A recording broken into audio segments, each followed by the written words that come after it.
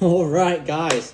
As you can see, we got 3 glasses lined up here. We're gonna finish off that Samuel Adams. I don't forgot the name of it, but the Oktoberfest variety pack. So right now we got the Samuel Adams Jacko, which is a pumpkin ale, which I'm hoping is gonna be the favorite, in my opinion. And then we got the Samuel Adams Oktoberfest, and then we got the Samuel Adams Flannel Fest beer. So we got 3 beers going today. Let's start with this one cracking and going. And while doing that, pretty solid crack, off topic. While we're doing that, we're going to go off some more facts about Samuel Adams. In the early days, no distributor actually wanted to carry the Boston Lagers. So Jim Koch himself learned to carry around beer in his briefcase and walked around Boston trying to find, trying to get them to taste the beer, trying to get them to carry the beer, which I think is crazy. If you have a dream, another solid crack, by the way. If you have a dream or anything, be like this. Be like Jim Koch, man. He wanted his beer out there. He wanted people to drink it. And he went out there himself to get people to try it and sell it and distribute it. As you can see, that one has a very beautiful color to it. Samuel Adams brews many beers beyond their flagship lager, like their seasonals, which this would be considered seasonal, experimental beers, porters, IPAs, and even more. Another great crack on that one. But let's get this one pouring. And I guess the final fact that I have about Samuel Adams is that Samuel Adams owns and operates multiple breweries, which I think is crazy. And obviously the original one in Boston. They got one in Cincinnati, Ohio. Another one in, I think the way you say it is Lee Valley, Pennsylvania. You guys correct me if I'm wrong on some of those facts. But as you can see, I did not the best job of pouring these beers once again. But these are beautiful looking beers. I mean, man, I like the dark color to them. And I bet you they smell really good. Oh, man, this Jacko, you can really smell the pumpkin in it. And I'm a big pumpkin pie fan, so I'm really excited to be trying it, that one. But this one, I'm really shocked with how dark these beers are, which I'm not really a dark beer drinker, but, I really liked that first one, which I think was the yellow can. I can't remember the name, but it was a damn good beer. And then on my trip, when we were on our way to our honeymoon with my beautiful wife, I tried a Boston Lager, and man, was I happy. So, I mean, I said in that previous video when I tried the first beer of this variety pack that I loved it, and I was excited to try the Boston Lager, which is the original beer. Sorry, I'm trying to get this foam down and get all the beer in these glasses. But that Boston Lager, man, it was a beautiful color like these ones and very sweet and kind of had that hopsy flavor, which it's starting to grow on me. I was really never into the hops flavor. But now that I'm trying all these different beers, and really, that's kind of what is going on with some of these beers. They're real hopsy, and I'm digging it. I'm really digging it. I mean, you guys can debate me on it all you want, but let's get into it. We're going to start with the Flannel Fest, and let's see what it smells like. It kind of smells like a regular IPA, which I don't think this is an IPA, so better not mix that up. So correct me if I'm wrong. I'm all for the feedback, so please let me know. It smells really good. And like I said, right now we're kind of in the middle of corn and milo and soybean harvest. So the weather outside is kind of wild, and my nose is kind of stuffy, but what little I can smell, it smells really good. So let's get into it. First sip, like I said, the Flannel Fest.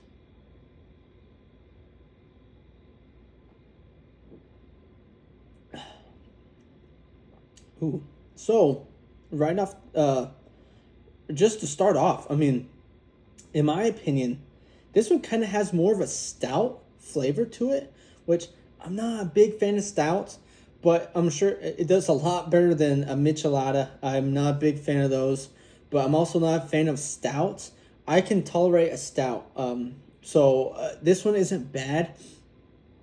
It kind of has an aftertaste of bread, which kind of overcomes the stoutness of it. You know, if you've ever had a stout, you know what I'm talking about. So it's not bad, but kind of upset, you know, especially because that first one I had in this variety pack was insane and I loved it.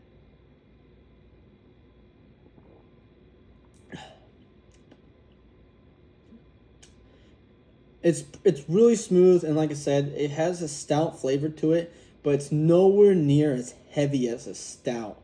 So, I mean, I'd drink it more than I would a stout, but man, I don't know. Let's get a drink of water real quick, cleanse the palate, and move on to the next one. I'm going to rate these all at the end.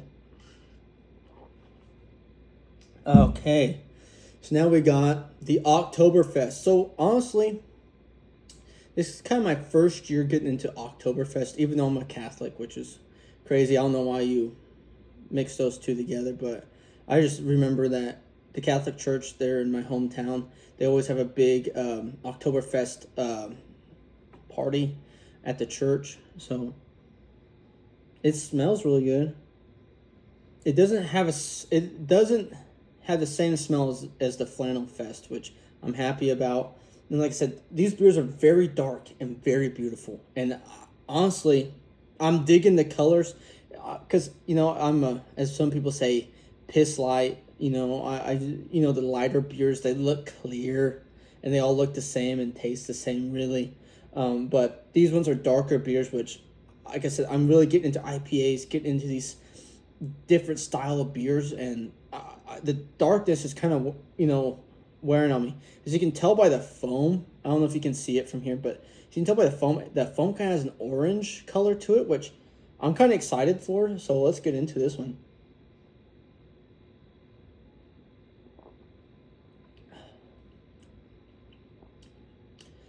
It almost has kind of an orange taste to it, which I'm not against at all. I really am not against that flavor. It tastes better than the Flannel Fest, that's for sure. But I'm not saying it's bad.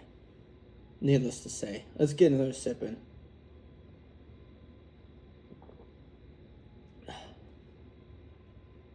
Yeah, I don't know. It's good. It's not bad. Now, let's move on. Get another sip of water. I'm hoping that this Jacko is going to be the best out of the whole pack. Now, like I said, I probably should have did a little bit more research and went back and looked what I rated that first yellow can of this variety pack was. But I'm hoping this is going to be good because, like I said, I'm a big pumpkin pie fan. So let's get into it. Let's see about the smell. You can smell the pumpkin. It is great. And like I said, my wife last night made as she called it, a pumpkin pie dump cake. So it was, needless to say, damn good. Bragging about her a lot lately because we just got married and I love her a lot. So hopefully this beer tastes as good as what she made. If not, we already know that pie/cake that she made is better than any beer in the world.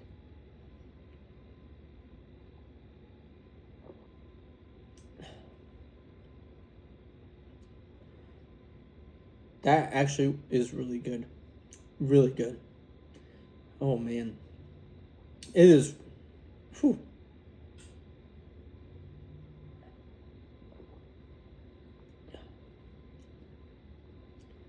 Man.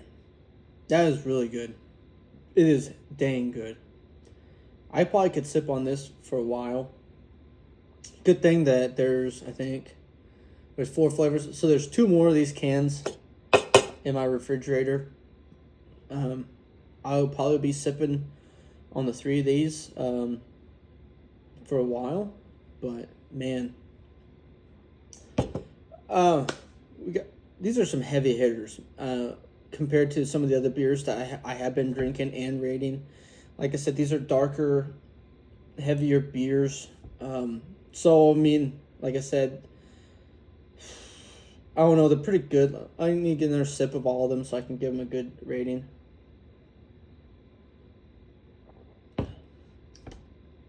Yeah, it still has a coffee stout flavor. So I'm going to go 6.5. It's still up there, but man, like I said, I'm not a big stout guy. I'll drink it. I don't know if I'd specifically order it. Someone got it for me. I'd drink it. It wouldn't go down very fast or very easy. But 6.5 for the Flannel Fest. Get another taste of the October.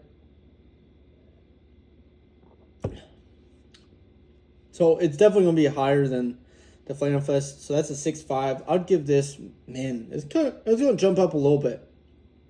I'd probably give this one a 7. 7.0. Maybe 7.1. 7.1's kind of pushing it, honestly. Kind of pushing it. But as much as I wanted this one to be the best, it really isn't. It was probably the yellow can. Let's see. Actually, I might actually have the name of it. Yeah, right here. It's the Harvest Hellies or Hells. HELLES. That's probably the best one out of this variety pack, if we're being honest, right now. And for it being my first Samuel Adams beer, sorry about that, is pretty dang good. But, you know, just to keep it original, the Boston Lager probably is the best one so far that I've had. You guys can debate me if you want. Make sure you comment that if you think I'm wrong for not liking these beers or saying that the Samuel Adams is the best one out of these 4 cans, or 3 that we got here, but 4 in total. But as much as I wanted this one to be number 1 out of the pack, it wasn't. The number 1 is the Harvest. I want to say Hells. Hellies sounds very incorrect, so I'm going to say Harvest Hells. That one was probably the best out of this variety pack. And honestly, man, after tasting these 2 again and drinking this one, it's not good at all. This one's going to be very hard to say. It's going to be at least a 6.4. 6.4, so we got 6.5, 7, and a 6.4. They're kind of all over the place. They're not very consistent. I mean, you can really taste the pumpkin, which is great, but drinking pumpkin is not as good as eating. Sorry again. Like I said, drinking pumpkin is not as good as eating pumpkin. So, you guys tell me if I'm wrong or if I'm right with these numbers I threw down. Like I said, 6.5, 7.0, and a 6.4. Like I said, I'm really disappointed in the pumpkin. But this one, like I said, it tastes like a stout. Not a fan of stouts. But, man. Catch you on the next one. Let me know what you guys want me to try next. For sure, let me know. So, see you all again.